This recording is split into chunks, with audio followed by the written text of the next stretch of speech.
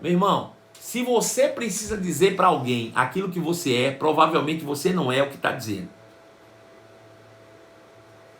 Vou dizer de novo.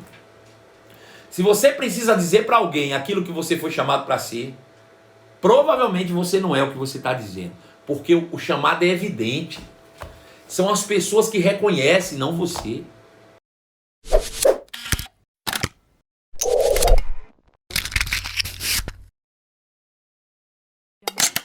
Sejam bem-vindos todos, boa noite. Estamos de volta para mais uma live exclusiva para você nessa noite excepcional de sexta-feira. Para mim é uma grande honra estar reunido com vocês sempre, todos os dias, 2 vezes por dia, às 11 da manhã e às 23 horas nós temos um encontro marcado aqui. Sempre eu, você e o Espírito de Deus juntos aqui para inspirar vidas, né?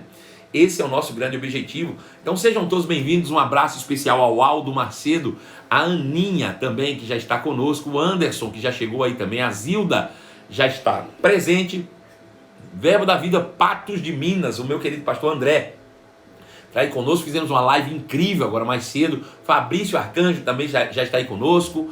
Quem mais já chegou aí pode levantar a mão assim. Tiago Freitas, meu filho, beijo no seu coração. Caetano, ou Aleia Caetano, eu sempre erro, tia Aleia, né? Mas você está aí, Cleicinho já está aí, Fernanda Bossi já está aí também conosco, Vivi Canuto já está aí conosco também, Simone Borges, Denise Campos, Drica, Sara, Cates Passos, tá todo mundo conectado, Cristiane Luana já está aí conosco também, gente, coisa boa, Rodrigo Motorhelp, né? Simone Borges está aí, Camila Santiago acabou de entrar, tá atrasada, eu vou ter que cortar seu salário, hein? De manhã quase não entra, agora já entrou atrasada de novo. O que é que tá acontecendo? Vai ver que, sei não, viu? Cristiane Santiago tá aí também com a gente, Luísa Salles já chegou, tá todo mundo conectado com a gente e nós estamos aqui para quê? Para trazer até você um conteúdo exclusivo. Já chegamos a uma audiência desejável, já estamos prontos para começar o nosso conteúdo exclusivo. Essa semana estamos falando sobre cristianismo prático, né? Com ênfase no propósito, no chamado, como nós já vimos até aqui. Nós, até hoje pela manhã, concluímos toda a parte do Ministério da Reconciliação. Eu dei vários exemplos sobre o Ministério da Reconciliação. É bom que fique bem firmado isso na sua mente, que o Ministério da Reconciliação é exatamente o nosso propósito como igreja aqui no mundo. Se não fosse o Ministério da Reconciliação, escuta isso que eu vou te dizer, se não fosse o propósito que nós temos de permanecer no mundo, nós deveríamos já ter partido para a glória.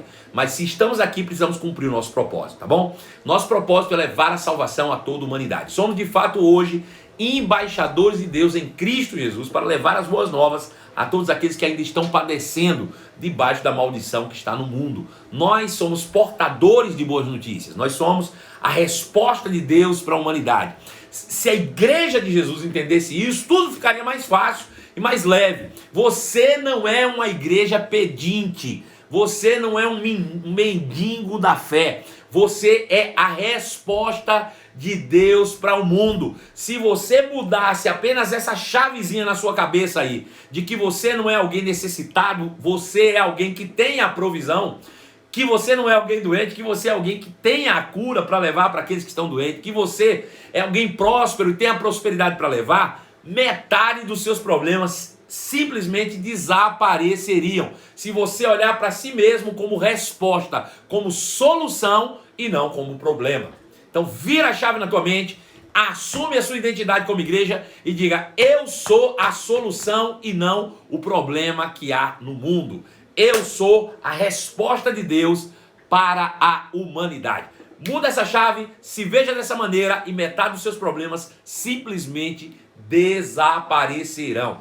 É isso que nós somos a resposta de Deus para a humanidade. Através da mensagem da reconciliação, através da pregação do Evangelho de Cristo Jesus, nós levamos salvação, nós levamos as boas novas da salvação do reino de Deus sobre a terra. Nós resgatamos aqueles que estão aprisionados nas trevas para a liberdade da gloriosa luz dos filhos de Deus. Esse é o nosso chamado, esse é o nosso propósito existencial. Não existe outro propósito maior do que esse para que permaneçamos nessa terra. É salvar o mundo. É nisso que consiste o ministério da reconciliação. Esse é o nosso propósito maior. A salvação se dá em uma ordem bilateral, ou em via bilateral. Deus um dia enviou seu filho para a cruz e legalmente ele salvou toda a humanidade. Mas é necessário que a humanidade também dê o passo de fé e reconheça que o sacrifício de Cristo foi para ela, para que então tome posse da vida eterna. Então veja, são dois aspectos aqui da redenção. Primeiro, em que Deus realmente reconciliou consigo o mundo, isso é um fato, através de Cristo, não levando em consideração o pecado dos homens, mas cabe a nós, a Igreja de Jesus, levar essa mensagem de reconciliação até o mundo, dizendo para o mundo: olhe, por amor a Cristo, ou através do que Cristo fez por amor, reconciliem-se com Deus. Quando essas pessoas reconhecem o amor de Deus que está em Cristo Jesus, então elas são resgatadas do império das trevas, transportadas para o reino do Filho do seu amor. Veja, nós estamos aqui apenas para dar continuidade ao ministério que um dia Jesus iniciou. Foi Jesus que primeiro nos reconciliou consigo mesmo, né? Segundo está escrito, por exemplo, lá em Efésios, capítulo de número 2, a partir do versículo 14, e por aí vai, né?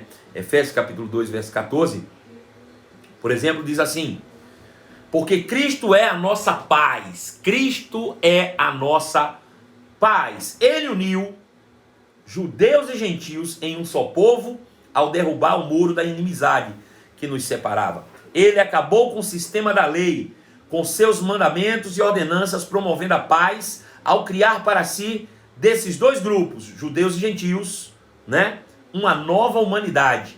Assim ele nos reconciliou com Deus em um só corpo por meio da sua morte e morte de cruz, eliminando a inimizade que havia entre eles. Ele trouxe essas boas novas de paz, tanto a vocês que estavam distantes, como aos que estavam perto. Agora, por causa de Cristo Jesus, por causa daquilo que Jesus fez, todos nós temos acesso ao Pai por esse mesmo Espírito.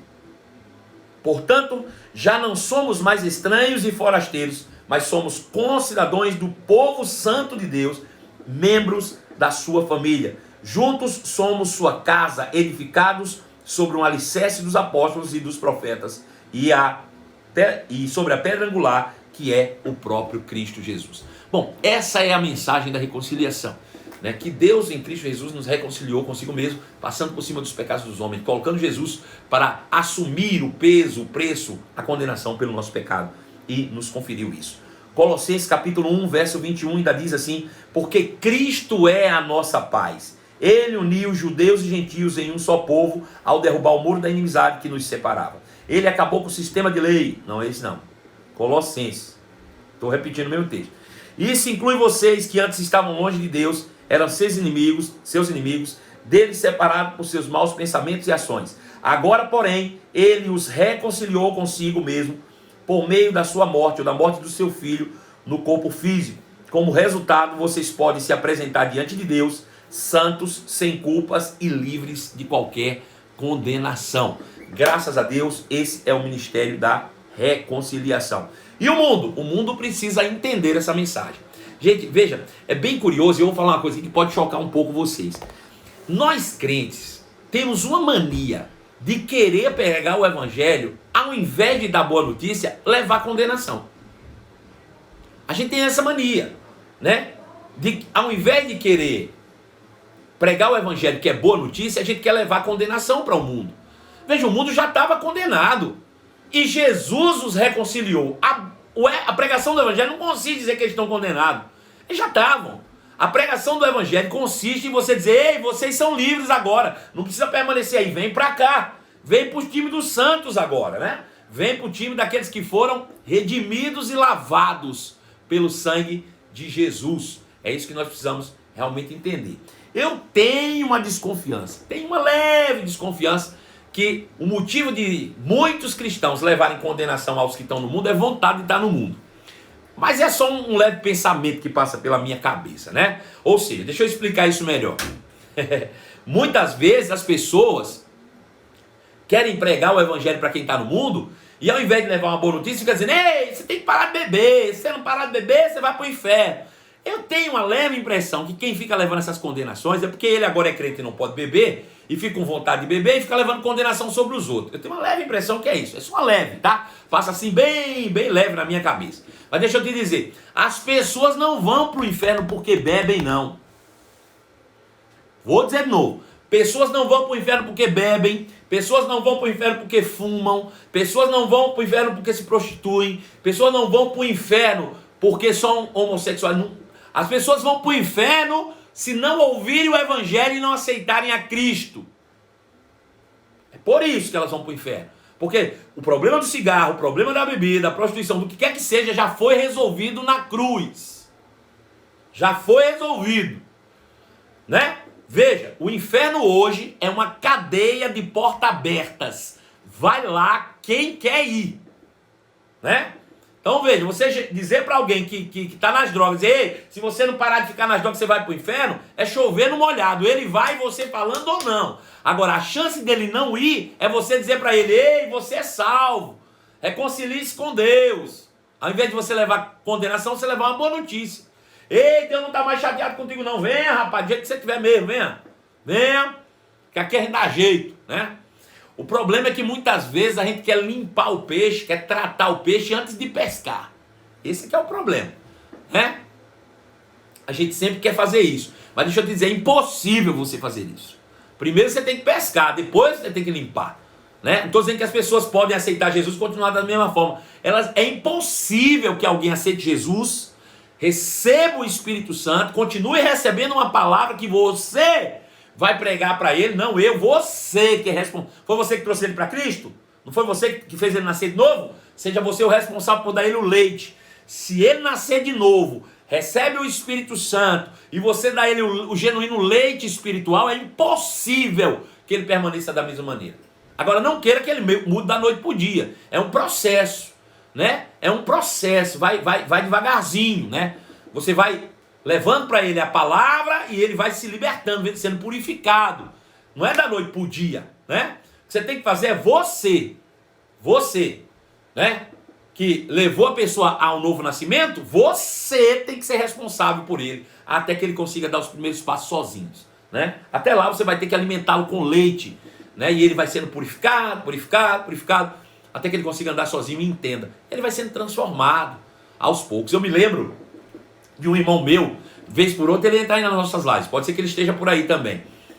Mas ele se converteu, nós somos amigos, já éramos amigos antes, e ele se converteu, e eu trouxe ele para o evangelho, e fui alimentando ele ali, ele veio para a igreja, dando os primeiros passos, e um dia a gente estava conversando, e ele disse, cara, assim, é que de vez em quando ainda me dá vontade de tomar uma cervejinha, não sei o quê. Eu disse, relaxa, rapaz, fica tranquilo, continua vindo para a igreja, tá tudo bem. E ele começou vindo para a igreja, daí a pouco passou 1 mês, 2 meses, 3 meses. Um dia eu cheguei para ele e falei assim, e aí, cara, e a cervejinha? Ele disse, rapaz, faz tempo que eu nem penso nesse negócio, tenho nojo de cerveja. Mas ninguém precisou falar para ele, ninguém precisou botar uma regra. Irmãos, deixa eu te dizer uma coisa, se o Espírito Santo habita dentro do cara e às vezes o Espírito Santo não convence ele, tu vai convencer? Não vai, querido. Seu papel é pregar a palavra, rapaz. Prega a palavra, deixa a vida dos outros em paz, né? Vamos pregar a palavra, vamos ensinar para que as pessoas cresçam. Eu acho que todo mundo que fica condenando os outros porque faz é vontade de fazer e não tem coragem. É só isso, religioso. Carregando esse peso nas costas, parece que está carregando um piano. Né? Então, nosso papel é pregar o evangelho, levar ao mundo a mensagem da reconciliação. Agora, como nós falamos, como esse é o grande propósito de Deus dentro da humanidade, dentro daquela nossa metáfora que eu falei lá em uma live passada, eu vou contar de novo, né, essa metáfora, porque ela vai ficar bem viva na sua mente aí, para a gente traçar uns paralelos aqui. Eu falei da metáfora o seguinte, você foi condenado a uma prisão perpétua. Prisão perpétua, justamente, fez algo que não devia e foi condenado a uma prisão perpétua, deixou aqui fora toda a tua vida, deixou aqui fora toda a tua família e agora vai ser recluso para a eternidade, vai ficar lá até morrer, né? Numa prisão perpétua. Mas alguém decidiu te amar tanto, te amou de tal maneira que disse, olha, eu vou assumir o seu lugar nessa prisão perpétua e você está livre para voltar para casa e ficar com a tua família. Eu só quero te pedir um favor, não é troca não, tá? É favor que eu quero te pedir. É que eu deixei um lote por limpar. precisa limpar um lote lá. E você diz, pelo amor de Deus, com o amor que tu tem por mim, tu vai assumir meu lugar na prisão perpetuamente, que amor é esse? Você acha que eu sou doido de não limpar? Não, cara, eu quero demais. Eu vou limpar esse lote, tem que saber na mão, não tenho ferramenta, eu não tenho nada, vou limpar na mão, vou arrancar na mão o mato que tiver naquele lote, eu arranco no dente. Porque reconhecendo o amor que você tem por mim, eu faço isso na mão, no dente. E aí você vai lá pro lote, né? Então veja, esse lote para ser capinado é a salvação da humanidade. Nós fazemos isso por amor a Deus, por amor a Cristo, né? Em resposta ao amor de Deus por nós. O nosso trabalho aqui, irmãos, é em resposta ao amor de Cristo. Foi isso que Paulo disse, o amor de Cristo me constrange. Se ele morreu por mim, não é justo eu viver para mim mesmo. Eu vou viver para aquele que por mim morreu e ressuscitou. O amor de Cristo me constrange. O amor daquela pessoa que assumiu meu lugar na prisão me constrange. Eu vou capinar esse lote, é no dente, é na mão, né? E aí quando você entra no mato lá para capinar o lote, você passa a mão lá no primeiro capinzal, você descobre uma roçadeira e um bilhete. Deixei essa sua roçadeira, essa minha roçadeira é minha, mas eu deixei aí, caso você decidisse, fica mais fácil para você cumprir o papel de limpar o lote. Veja, se o lote para ser limpo é a salvação da humanidade, a roçadeira é um dos dons ministeriais, né? Eu falei sobre isso. Então vamos usar a roçadeira aqui como se fosse o apóstolo. O apóstolo é um dom ministerial. Ser apóstolo, e aí vai pegando, de repente, com as características, você vai se identificando. Alguém recebeu um dom do apóstolo, você agora é apóstolo. Isso não dá a ele o direito de se achar maior do que ninguém. Sabe por quê? É só uma ferramenta para salvar o mundo. É só uma ferramenta, né? É como uma roçadeira para quem vai capinar um lote. Ninguém sai por aí dizendo, olha, capinei um lote, me chamem agora de roçadeira, né? O ministério do roçadeira. Não, né? Isso é só uma ferramenta. Então, quando alguém recebe da parte de Cristo o chamado, o dom ministerial para ser apóstolo, ele está recebendo de fato uma ferramenta para facilitar a preparação do corpo para a salvação do mundo, né? Os dons visam o aperfeiçoamento dos santos para a obra do seu serviço. Então, o apóstolo, né? Ele é essa ferramenta espiritual dada por Deus a alguém, né? Com um chamado para isso, que recebe também, como eu falei ontem, uma habilidade específica para lidar nesse dom, né? E essa habilidade eu chamaria de graça, né? Para poder cumprir o seu chamado, o seu propósito na terra. Veja, o grande propósito nosso é salvar o mundo. Qual é o papel do apóstolo? Cooperar dentro da igreja, do corpo de Cristo para a salvação da humanidade, treinando, capacitando, preparando, né? Tudo isso para que a coisa se torne mais fácil, mais efetiva, mais eficaz. Então, os chamados, os dons ministeriais, são ferramentas. E dentre elas tem a ferramenta do apóstolo. O que significa a palavra apóstolo? A tradução original da palavra apóstolo é a palavra mensageiro. Alguém que foi enviado com uma missão, enviado com um propósito, enviado ou comissionado. É isso que significa apóstolo. Infelizmente, na igreja moderna e pós-moderna, as pessoas têm utilizado os ofícios para determinar a importância, né? Como por exemplo, vamos imaginar que na nossa lá alguém está uma roçadeira, chega alguém lá com uma outra ferramenta que vai ajudar a limpar. Por que um é mais importante que o outro? Não é, né? Não é, irmãos. Mas as pessoas acreditam que é, né? Aí assim, como acredita, eu era apóstolo, cara, mas agora eu não sou mais, eu era pastor, mas agora que eu levantei mais pastores, eu preciso me sentir mais importante do que os outros pastores. Eu sou um pastor, mas eu levantei 10 pastores. Como é que eu vou ser me chamar de pastor se os outros também são pastores e eu sou o grande pastor? Então eu vou me botar o nome de apóstolo. Eu sou apóstolo porque eles são pastores, eu sou apóstolo, eu sou maior. E minha esposa é a bispa. Deixa eu dizer, bobagem. Tudo bobagem. Tem nada disso. Nada disso. Né? Não é porque alguém é apóstolo que é maior do que o pastor. Não é porque alguém é apóstolo que a mulher dele é bispa. Tem nada disso. Nada disso. Apóstolo é alguém enviado, mensageiro, com uma mensagem, com uma visão. Isso é um apóstolo, né? Porque se essa moda pega de o apóstolo é maior do que o pastor, que é maior, aí quando chega no apóstolo, alguém levantou outro apóstolo, daqui a pouco eles vão querer criar outro nome, né? Eu já vi por aí umas denominações que o cara botou o nome dele, não sou mais apóstolo, agora eu sou pai apóstolo, eu sou quase um pai da igreja, pai apóstolo. Nessa viagem maluca, daqui a pouco o cara é vice Jesus Cristo de Nazaré, recebi a patente de vice Jesus. Pensa na loucura. Pastor Adilson Faria disse que a esposa do apóstolo devia ser a apostila. É verdade. Ô, gente, a gente brinca, mas o caso é sério, né? O caso é sério. Então veja, quando nós olhamos para as Escrituras Sagradas, a gente encontra 4 classes de apóstolos no Novo Testamento. Interessante isso. 4 classes de apóstolos. O primeiro é o sumo apóstolo. Está escrito em Hebreus capítulo 3, verso 1. Ele diz assim: o apóstolo e sumo sacerdote, o sumo apóstolo, né, que é Jesus. Jesus foi o primeiro apóstolo, né? E por que Jesus é considerado um apóstolo? Porque ele foi enviado pelo Pai com uma mensagem. Qual era a mensagem dele? Arrependei-vos, pois é chegado o reino de Deus. Jesus foi enviado dos céus com a missão. Qual era a missão? Salvar o mundo. Jesus foi comissionado com um propósito. Qual é o propósito? Restaurar o reino de Deus que se havia perdido em Adão. Jesus foi considerado o primeiro apóstolo porque ele foi enviado, só por isso. Foi enviado por Deus. Agora é claro que quando você é o primeiro a ser enviado, você é um apóstolo, você carrega uma visão específica de Deus. E com isso uma habilidade específica de Deus, né? Bom, a segunda classe de apóstolos, que já não existem mais, foram uma classe fechada, é o que nós vamos chamar de apóstolos do Cordeiro. Esses foram os 12 apóstolos que Jesus mesmo levantou no seu ministério terreno. Ele, como sumo apóstolo, levantou 12 apóstolos, né? Pastor, mas um não morreu, que foi Judas. Morreu, mas se levantou outro no lugar de Judas. Eu não sei se você se lembra quem é o 14º apóstolo, ou 14º? Não, 12º, né? 12º apóstolo, depois que Judas morreu. Foi lançado sorte e escolheram um novo apóstolo.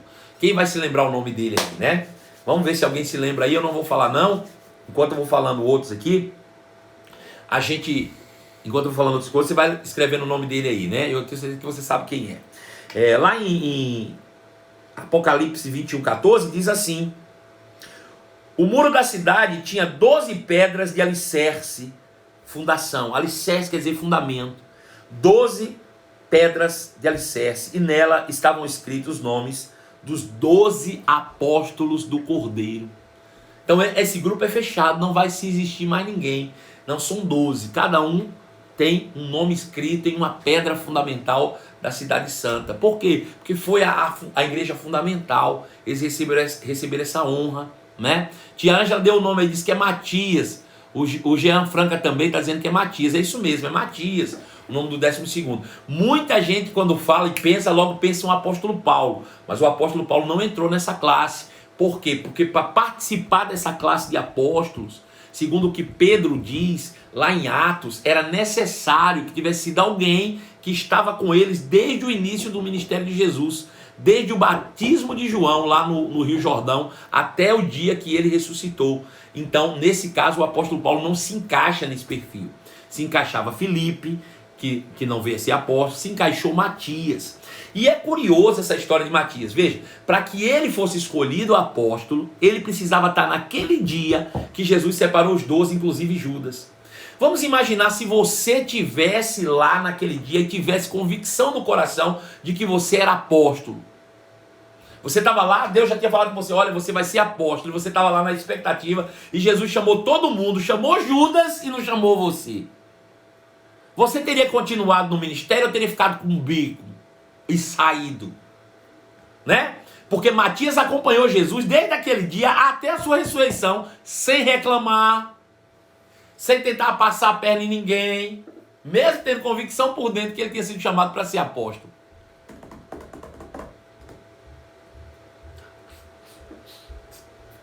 Deu para entender o que eu disse?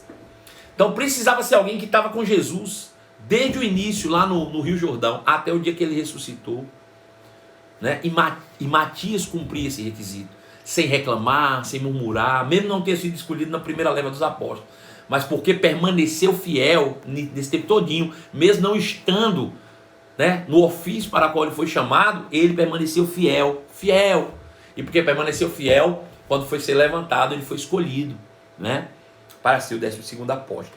Então, esses 12 apóstolos do Cordeiro, eles são, de fato, esses 12 apóstolos são os apóstolos do Cordeiro. Bom, outra terceira categoria de apóstolos é o que nós chamamos de apóstolos de fundação. Aí nessa de apóstolo de fundação, o apóstolo Paulo está inserido nele, né? Não só o apóstolo Paulo, mas outros também, como Barnabé, né? Por quê? Porque foram os homens que fundamentaram a doutrina neotestamentária, né? O apóstolo Paulo, por exemplo, foi responsável por escrever mais de 50% do Novo Testamento. Ele é chamado de fundação quando a Bíblia diz lá em Efésios, por exemplo, capítulo 3, versos 4 e 5, diz assim: ao lerem o que escrevi, entenderão minha compreensão desse segredo a respeito de Cristo, que não foi revelado às gerações anteriores, mas agora foi revelado pelo Espírito aos santos apóstolos e profetas. Então veja, Deus escolheu alguns apóstolos e profetas para fundamentar, receber de Cristo a revelação do Novo Testamento e transmitir essa revelação à igreja primitiva, né? Veja, o apóstolo Paulo chega a dizer o seguinte: eu não recebi de homem nenhum esse evangelho, eu recebi da boca do próprio Cristo. Jesus transmitiu para ele, pessoalmente, toda a revelação do Novo Testamento, e ele transmitiu isso com clareza, com precisão, com honestidade, inclusive deixando escrito em cartas que nos serve hoje como base doutrinária, né, para o Novo Testamento. Então o apóstolo Paulo é chamado de apóstolo de fundação. E a partir do apóstolo Paulo, ou depois do apóstolo Paulo, tem as classes de apóstolos que operam, inclusive até hoje, no corpo de Cristo, que nós chamamos de apóstolos não fundacionais, né? Que não são aqueles que fundamentam nada. Ninguém vai receber outra revelação além da que já foi colocada. O apóstolo Paulo diz: eu, como prudente construtor, lancei o alicerce. Veja outro como constrói sobre ele. Ou seja, não existe outro alicerce a ser colocado, a não ser o que eu já coloquei, que é Cristo, né? Ninguém que apareça por aí dizendo: eu sou apóstolo, eu trouxe uma revelação nova. Paulo diz: se alguém aparecer pregando outro evangelho que não seja esse que eu transmiti para vocês, ainda que seja um anjo, é maldito. Ainda que seja eu, depois de morto, que volte e apareça, maldito. Nada vai ser posto além do fundamento que já existe, que é Cristo Jesus. Então, essa classe de apóstolos não fundacionais, né, ela engloba todos os apóstolos que operam até hoje no corpo de Cristo. Filipenses 2, capítulo 2, verso 25, diz assim: enquanto isso, penso que devo enviar-lhes de volta a Epafrodito. Ele é um verdadeiro irmão, colaborador e companheiro de lutas, que também foi mensageiro. Essa palavra mensageiro é apóstolo, que também foi apóstolo, mensageiro, né? Aleluia. De vocês, para me ajudar nas minhas necessidades. Aleluia. Então, ele também foi, e muitos outros hoje, né? O apóstolo Bud, o apóstolo Guto Emery, né? E quantos outros apóstolos, que a gente vai ficar falando nome aqui, mas que tem uma função específica no corpo. Uma das características interessantes do apóstolo é que ele toca nos 5 dons ministeriais, né? Você vai ver um apóstolo operando, você vai ver ele operando como pastor às vezes, você vai ver ele operando às vezes como um mestre nato, você vai ver ele operando às vezes com uma mensagem de evangelização clara, você vai ver ele operando debaixo de uma unção profética, né? Então ele tem essa habilidade. E por que essas características estão sobre o apóstolo? Porque como ele é enviado, normalmente ele é o primeiro a chegar, né? Como por exemplo o apóstolo Bud Wright, que saiu lá dos Estados Unidos e veio para o Brasil ensinar fé ao povo brasileiro, né? Ele veio com essa mensagem, ó, pastor Adilson Faria está dizendo: apóstolo Marcelo Carvalho, tu que o dizes, né?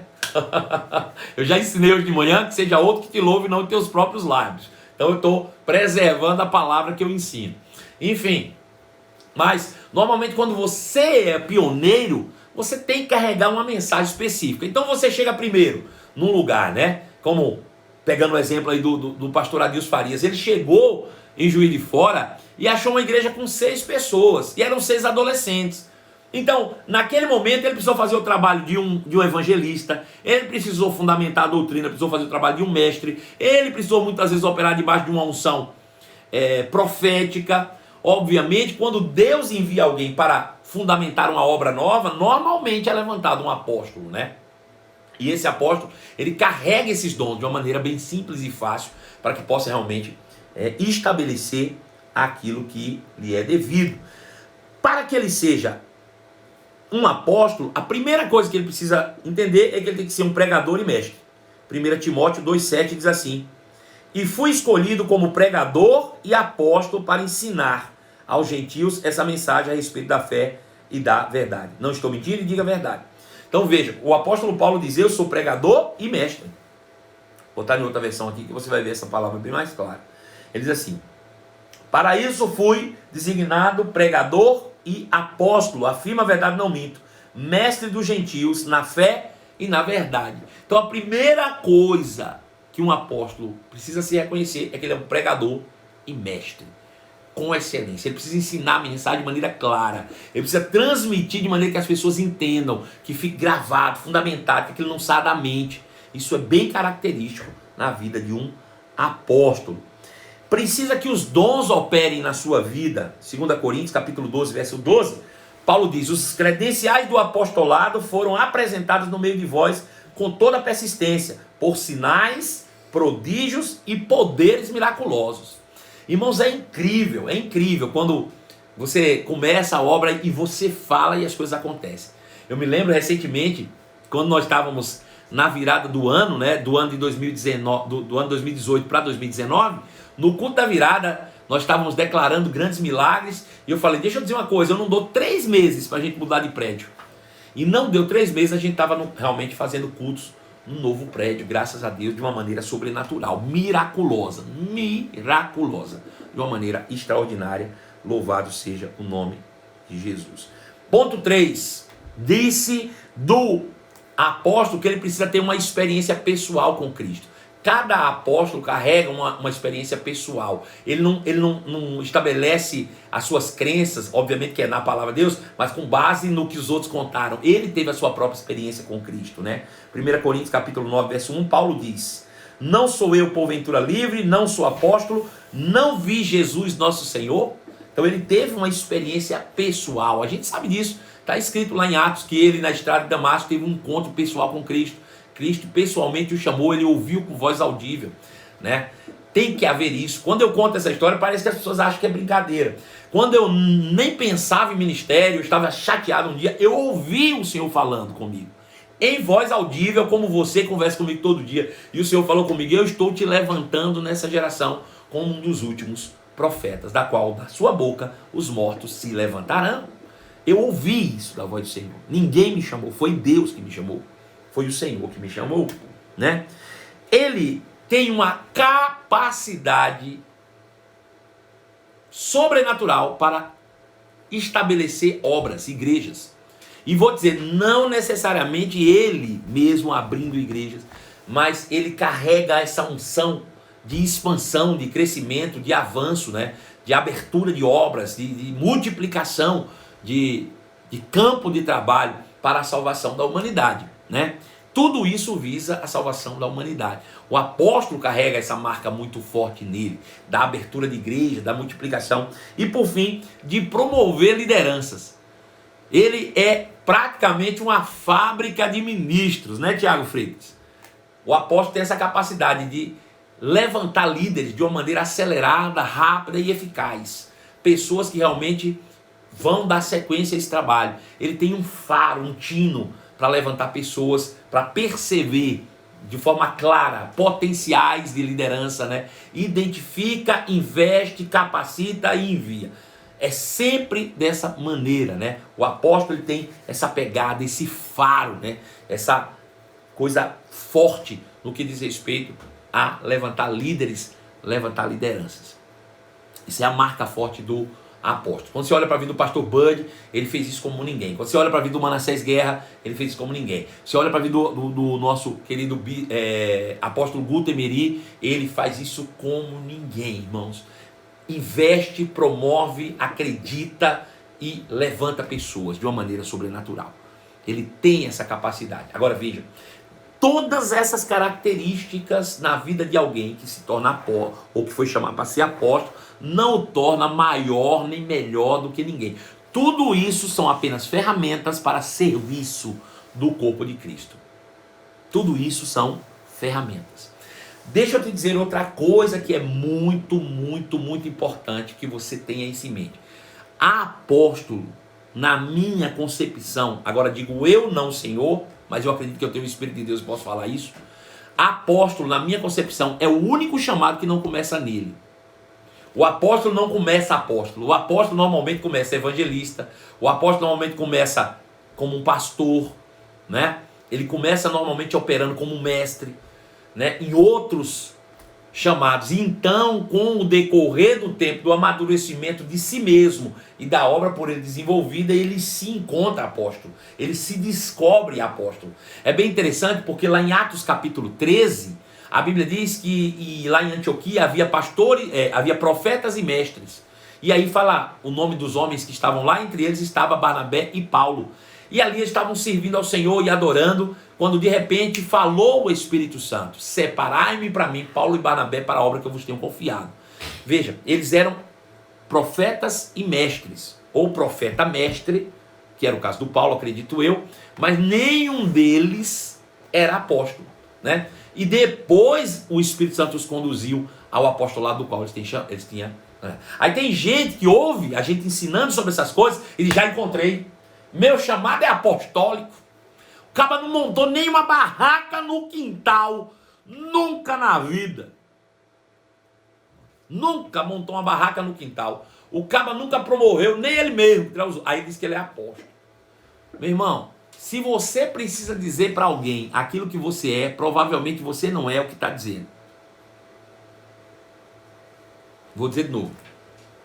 Se você precisa dizer para alguém aquilo que você foi chamado para ser, provavelmente você não é o que você está dizendo. Porque o chamado é evidente. São as pessoas que reconhecem, não você. O chamado se torna evidente. Fica claro. Viu? Não muda não. É bem claro, é bem simples. As pessoas entendem e veem. Fácil, né? Vamos para o próximo, né? Depois de profeta, de repente você já se identificou com esse aí. Nós vamos falar sobre outro. Eu quero falar sobre o evangelista. Eu ia falar sobre o profeta, mas vou deixar falar o profeta, mas o profeta demora, né? O profeta vai demorar. Quero falar sobre o evangelista. A palavra evangelista, né, significa literalmente o portador de boas notícias. Veja, tecnicamente todos nós somos ou temos a obrigação da evangelização, mas nem todos são evangelistas, né?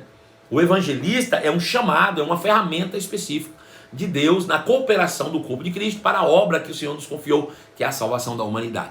A uns ele chamou para evangelista e significa portador das boas notícias. Essa palavra aparece 3 vezes no Novo Testamento, né? Em Efésios capítulo 11, quando Paulo diz, lá em Atos capítulo 21, verso 8, quando fala do evangelista que nós temos como referência, que é Filipe, né? Filipe era evangelista. E em 2 Timóteo capítulo 4, verso 5, quando Paulo fala para Timóteo: Timóteo, faça o trabalho de um evangelista. Timóteo, que era pastor, em determinado momento precisou assumir, né, a responsabilidade. Talvez o próprio Timóteo fosse até apóstolo, né? Mas em determinado momento Paulo disse: é necessário que você faça o papel ou o trabalho de um evangelista. Então, por 3 vezes essa palavra aparece, né? E as características de quem é evangelista é bem peculiar e bem conhecida de todos, né? Primeira delas, ele sempre traz a mensagem da salvação. Irmão, é incrível. Você chama ele para falar sobre dízimo e oferta, ele acaba falando de salvação. É incrível. Quantas vezes eu botei Jane para falar: Jane, faça um momento de oferta. Ele disse: faz. Ele fazia um momento de oferta, fazia um apelo, convertia-se 12, 15 pessoas, 18 pessoas. Incrível. Como ele começa a falar de dinheiro, termina como salvação. Ele começa a falar sobre cura, termina salvação. Ele começa a falar sobre o que for, termina com salvação. Na cabeça dele tudo é salvação. Só tem salvação.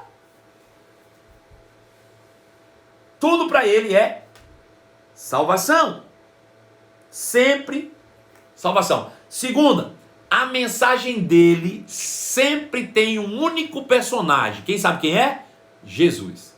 Ele só prega de Jesus.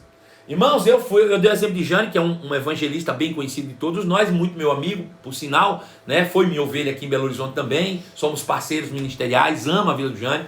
Nós viajamos juntos, né, para a África, e nós fomos em uma comunidade, né, uma favela lá na África, na cidade de Beira, chamava Munhava. Pensa num lugar perigoso, mais perigoso do que buchada de bode azeda. Pense, lugar perigoso. E ele foi lá, e eu me lembro, até hoje, a cidade era a cidade de Beira, e ele subiu lá no palanque para pregar, pregou 5, 10 minutos, pregou mais que isso não, e ele pregou, sabe o quê? Ele disse, gente, quero contar uma história para vocês. Jesus um dia ia passando lá em Jericó e estava na beira do caminho cego Bartimeu. E Bartimeu gritou, Jesus, filho de Davi, tem piedade de mim. Ele estava na beira, e porque ele estava na beira, ele foi alcançado por Jesus. Pronto, se você está na beira e quer aceitar Jesus, vem aqui agora. Irmão, veio uma multidão de gente, eu fico com raiva. Porque eu fico 2 horas preparando um sermão para pregar de 2 horas para se converter 5. O cara prega 5 minutos, fala da beira e 300 pessoas se convertem. Mas é porque ele foi chamado e equipado para isso, entende? Ele tem um chamado específico, que é o chamado evangelista, e a mensagem dele só tem um personagem, e o personagem é Jesus. Ele pode começar onde for, ele termina com Jesus.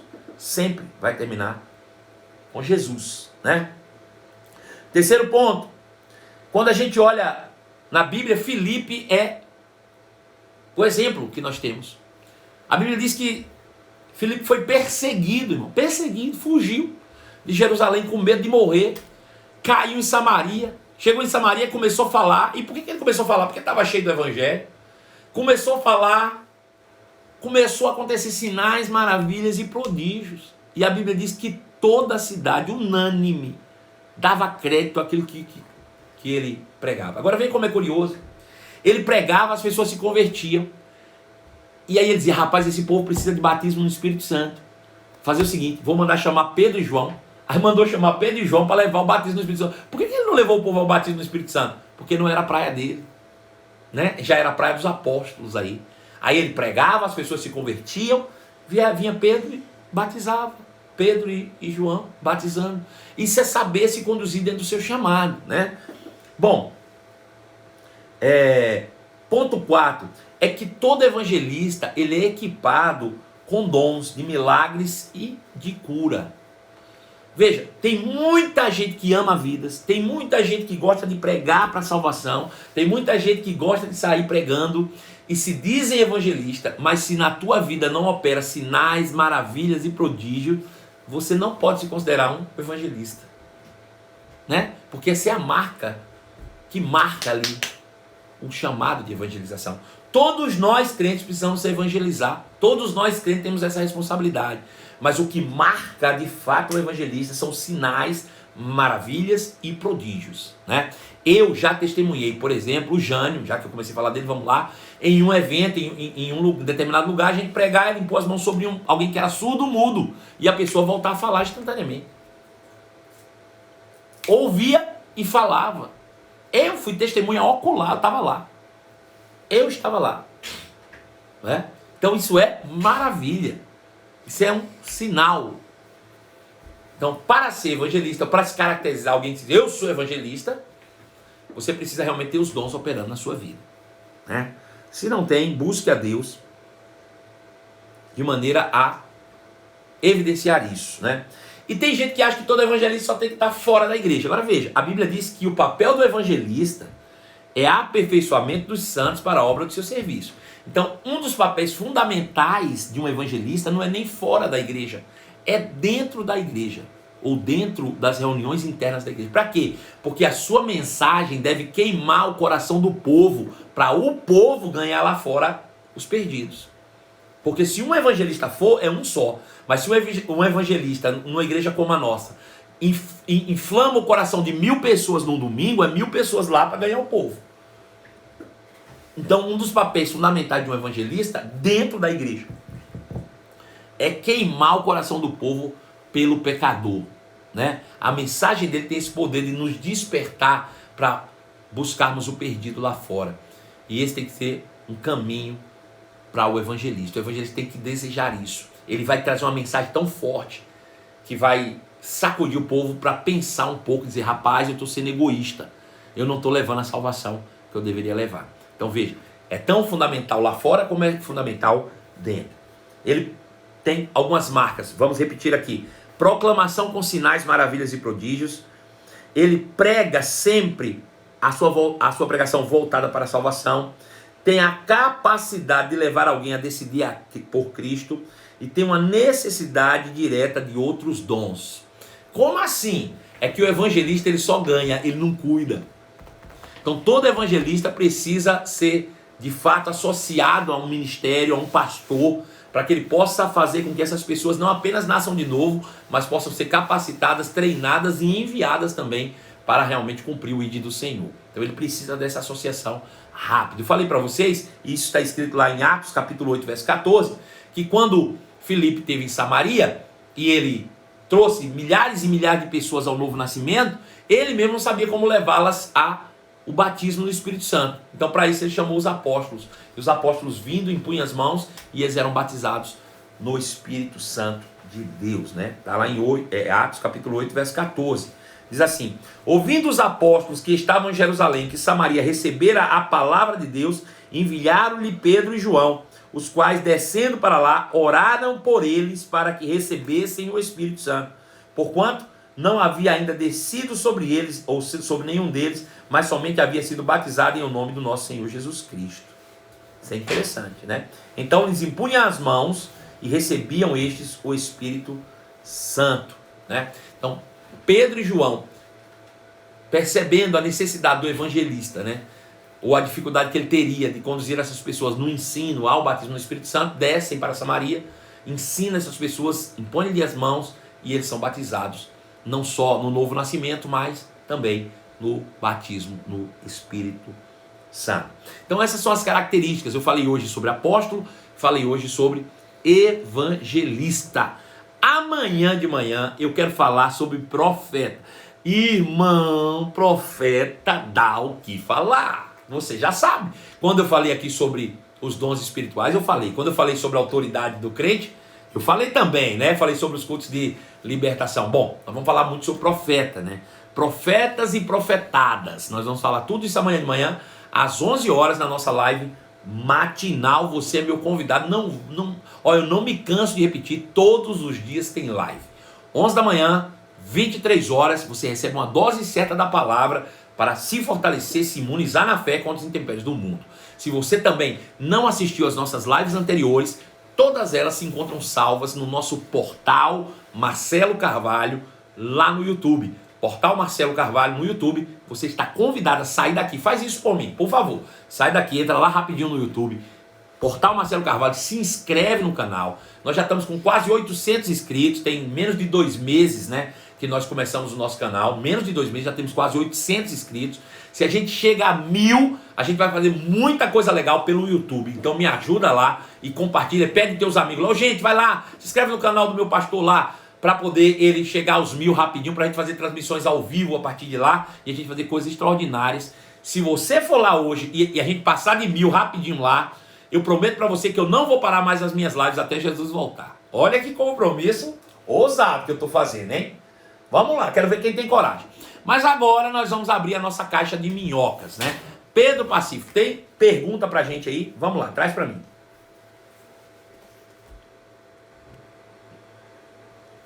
Tem muitas, opa! A mulher tem o chamado de mestre e profeta? Sim, a mulher pode ser chamada como profeta, como mestre, né? Evangelista, sem problema nenhum. As únicas restrições realmente que eu vejo na Bíblia, né? E assim, em alguns momentos parecem controversas, mas eu não acredito que seja, é na questão do pastoreio, né? O pastor da igreja local. Por quê? Porque a Bíblia diz que para que você governe bem, e aí falando do pastoreio mesmo, a igreja local, você precisa primeiro governar bem a sua casa. Só que o mesmo Paulo que escreveu isso diz que quem deve governar a casa é o homem. Cabeça da casa é o homem. Bom, se o homem é o cabeça da casa e a mulher é o cabeça da igreja, já tá tudo errado. Já deu um nó no negócio aí. Então, é a única restrição que eu vejo realmente na questão do pastoreio da igreja local. Pastor presidente de uma igreja local é a única restrição que eu vejo no caso das mulheres. Mas profeta, mestre, evangelista, o que quer que seja, a mulher realmente pode ser chamada por Deus para realmente exercer. Próximo. Tem igrejas que os líderes são chamados de bispos. Isso é doutrina de igreja? Veja, a Bíblia usa essa terminologia bispo, né? Bispo, episcopos, né? O episcopado, né? Bom, quando a Bíblia usa essa palavra bispo, normalmente é a palavra ancião. É essa palavra que é traduzida por bispo, ancião. Bom, o que acontece de fato? Quando logo na igreja primitiva, o último chamado a ser despertado foi o chamado pastoral. Primeiro foram os apóstolos, surgiram os profetas, surgiram os evangelistas, né? Os mestres, e aí por fim a gente vê surgindo os pastores. Por quê? Porque esse precisava de tempo para ser formado. Agora, como a igreja já tinha começado e os apóstolos foram se multiplicando, as igrejas, né? Obviamente que precisava de pessoas para tomar conta daqueles grupos. E o apóstolo Paulo começou a fazer o seguinte: tinha um grupo reunido em Éfeso. Não tem pastor? Beleza. Vamos pegar um ancião. O que é um ancião? Alguém experiente, alguém mais velho, alguém que tenha mais responsabilidade para ficar responsável por esse grupo, até que um pastor pudesse assumir. Foi o caso de Éfeso, né? Lá em Éfeso, Paulo colocou anciões para governar a igreja até que Timóteo pudesse assumir. Realmente, que Timóteo era bem novo. É tanto que ele diz: olha, ninguém despreze a tua mocidade. Então, essa palavra bispo normalmente é tida para, normalmente, anciões. É usada hoje comumente para supervisores.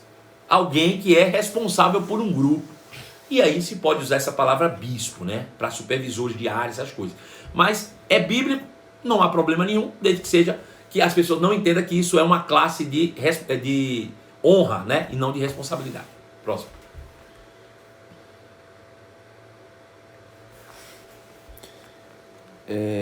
Entregar só o folheto com mensagem também é pregar sobre o reino? Também é uma forma, né? Eu não acredito que seja a forma mais eficaz, não, mas eu conheço pessoas que disseram: eu recebi um papel na rua e esse papel me incentivou a ler a Bíblia e por isso eu acabei chegando a Cristo, de alguma maneira. Então, assim, tudo que você fizer que coopere, desde que seja feito com a motivação correta, sim, pode levar alguém a aceitar a Cristo. Próxima pergunta.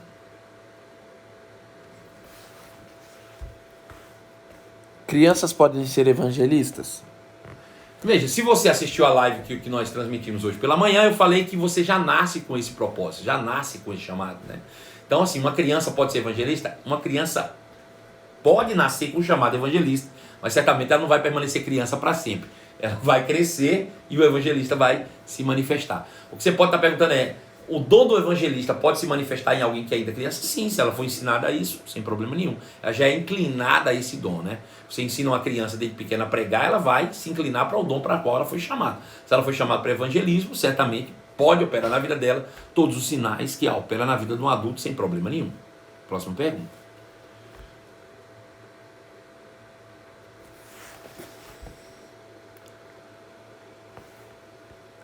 Aqueles que se colocam na posição que querem na igreja e aproveitam das pessoas são falsos profetas? Bom, essa terminologia de falso profeta é complicado você dizer o que é e o que não é, né? Porque é uma terminologia falada para pessoas, ou até mesmo para o anticristo. Eu vou dizer que um crente é anticristo. Pode ser alguém mal intencionado, pode ser que alguém espertalhão, pode ser que seja alguém inocente, pode ser que alguém que realmente... Vamos dizer, são tantas coisas que levam as pessoas a isso, né?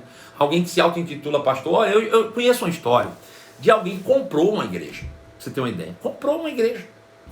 O cara tinha um negócio, o cara disse: rapaz, tem alguém vendendo uma igreja ali, tu quer comprar? Ele disse: quanto é? Custa tanto. Foi lá, comprou, de porteira fechada. Parece brincadeira, mas é verdade. Com membro e tudo, como dizer, com faturamento, com tudo. Então, assim, existem essas maluquices por aí, né? É certo? Claro que não.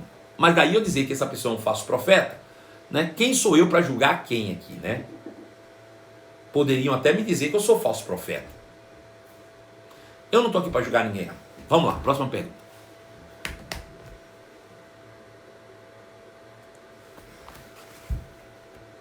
Deus pode me revelar qual o meu chamado em sonhos? Pode, sem problema nenhum, né? Normalmente, irmãos, no decorrer, as coisas vão ficando claras, não precisa se esforçar para isso não, é bem natural, sabe? As pessoas ficam se esforçando, mas eu quero muito saber meu chamado, provavelmente nem tem chamado, porque quem tem não fica nessa preocupação toda não, pode ter certeza disso. Então descansa no coração, fica tranquilo e vai fazer aquilo que está a teu alcance, sabe? No final das contas, irmãos, quando terminar isso tudinho aqui amanhã à noite, eu vou dizer, olha, sabe de tudo que eu falei? O que quero que fique no seu coração é sirva. Vá servir o seu próximo. Isso aqui é importante. Se você é pastor, evangelista, apóstolo, isso aí, né? Não vai fazer diferença nenhuma saber ou não saber. O importante é que você opere no serviço que Deus te confiou. Faça aquilo que tiver as suas mãos para fazer e está tudo bem. Mas Deus pode revelar de qualquer maneira ao seu coração, tá bom? Vamos lá, próxima pergunta, Pedro Pacífico.